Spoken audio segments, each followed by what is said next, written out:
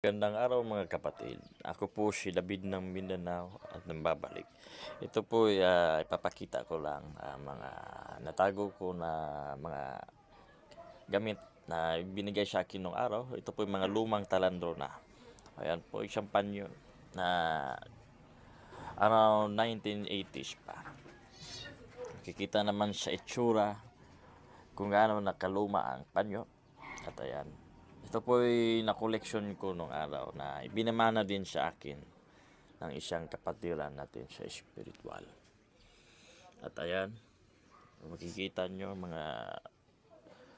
ito po yung nagamit na din sa mga panggamutan at sa ilang mga kumbate espiritual na nagunang nagtangan nito nung araw. Ito po galing din sa matatanda nung araw. At may kasama po itong libro. Pero sa susunod na video ko na lang ipakita yung mga video na yon. At ayan po. Ito po yung mga libro ko. Ayan. At ayan ba mga libro? Dito pa sa ilalim.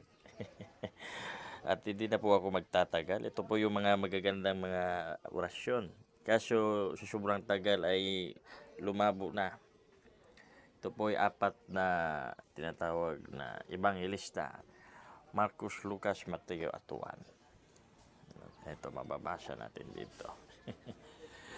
At di na po ako magtatagal ulit. Ako si David ng Mindanao at nagsasabi, Ecclesiam Servire et Pridem, Proteo et Patria.